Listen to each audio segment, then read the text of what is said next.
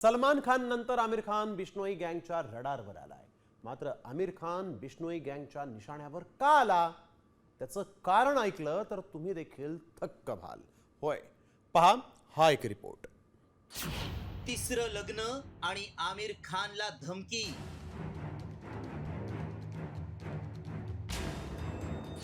Bishnoi गँगच्या hit लिस्टवर आता आमिर खान। आमिर खान खरंच लव जिहादी?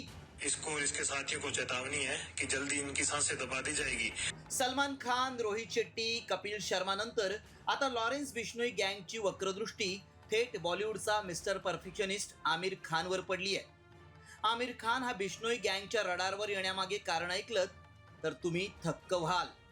बिश्नोई गँग आता आमिर खानच्या मागावर आहे।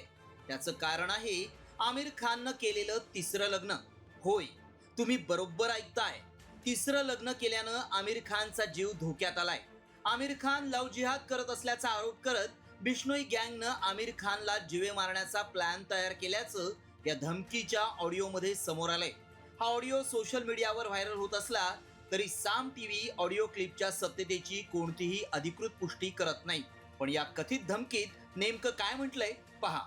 जय श्री सीताराम सभी भाइयों को। मैं आरजू बिश्नोई, लॉरेंस बिश्नोई का छोटा भाई।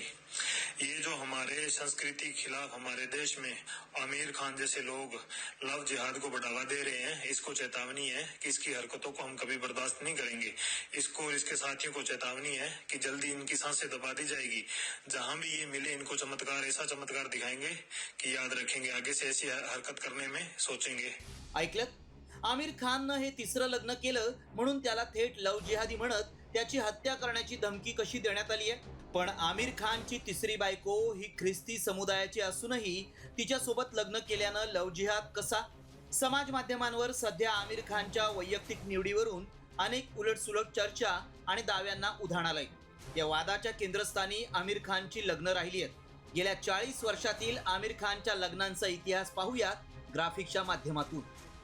आमिर खानची पहिली पत्नी रीना दत्त, तिच्यासोबत 18 एप्रिल 1986 मध्ये त्याचं लग्न झालं। तर त्याची दुसरी पत्नी होती किरण राव, तिच्यासोबत 28 डिसेंबर 2005 ला लग्न झालं। तर आमिरनं अलीकडेच तिसरी पत्नी गौरी स्प्रॅट सोबत लग्न केलं। 5 जुलै 2026 ला या दोघांनी लग्न केलं।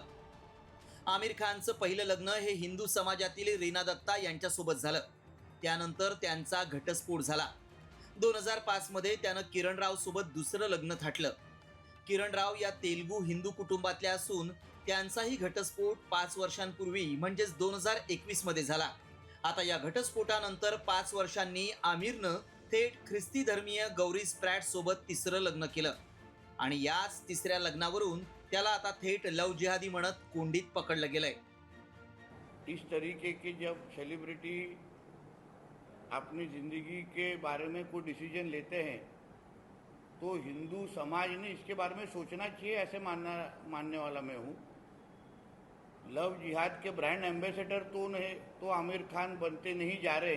ज्या लव जिहादचे आरोप आज आमिर खानवर होत आहेत त्याच्या दोन्ही सख्या बहिणींनी हिंदू मुलांसोबत विवाह केलाय। तर खुद्द आमिर खानच्या मुलीचं लग्न 2.5 वर्षांपूर्वी नुपूर शिखरे या मराठी तरुणासोबत थाटामाटात पार पडलं होतं। स्वतः आमिर खाननंही आपल्या तिन्ही बायकांनी कधीही धर्मांतर केलं नसल्याचं स्पष्ट केलंय।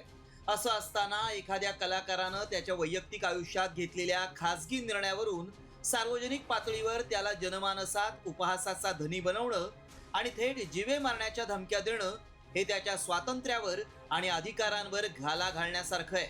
लॉरेन्स बिश्नोई गजाआड असूनही जर त्याची गँग रोज लोकांना धमकावून कायदा सुव्यवस्थेची लक्तरं वेशीवर टांगत असेल तर ही गँग धर्माच्या नावावर पोलिसांनाही जुमानत नाही हे स्पष्ट आहे। ब्युरो रिपोर्ट, साम टीव्ही न्यूज। साम टीव्ही मला बघायला आवडतो कारण त्यावर दाखवल्या जाणाऱ्या बातम्या रिलेट करतात।